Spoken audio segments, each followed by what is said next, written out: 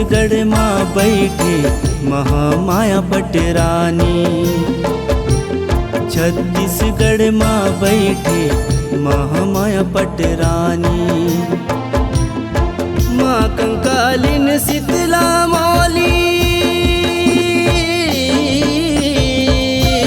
माँ कंकालिन शीतला मौली रूप बनाया निबानी। छत्तीसगढ़ माँ बैठे महामाया पटरानी। छत्तीसगढ़ माँ बैठे महामाया पटरानी। आ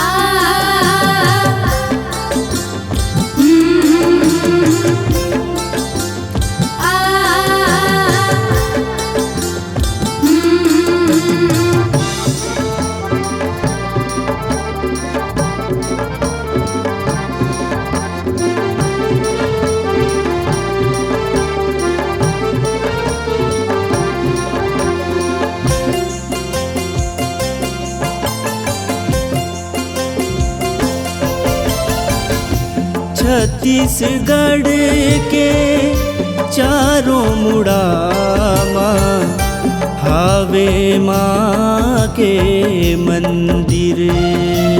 माँ आवे माँ के मंदिर। माँ आवे माँ के मंदिर।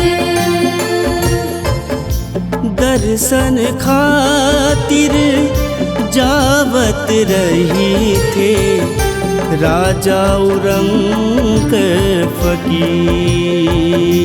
माँ राजा औरंग फकीर। ओ माँ राजा औरंग फकीर। सबके आस पुरोथ सदाई।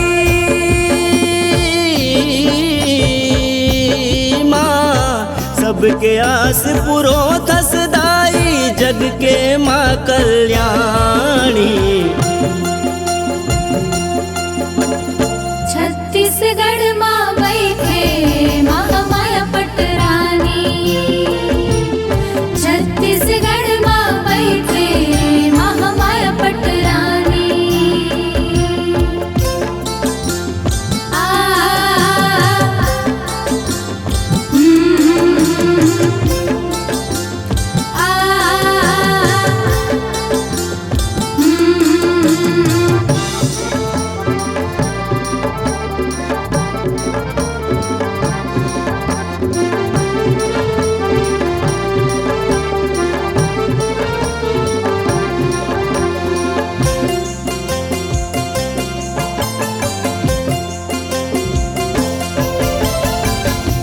छत्तीसगढ़ के माटी में बैठ के मलिया करे गुहार। ओ दाई मैया करे गुहार। ओ माँ मैया करे गुहार।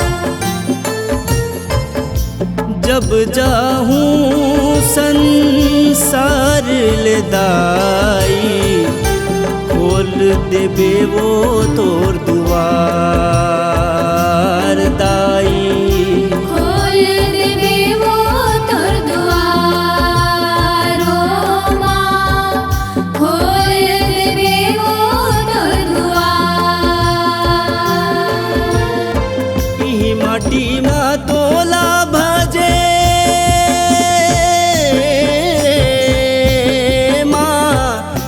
माटी माँ तोला भजे साधु नाथ ज्ञानी।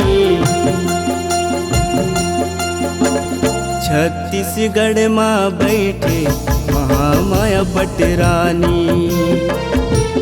छत्तीसगढ़ माँ बैठे महामाया पटरानी। पटरानी माँ छत्तीसगढ़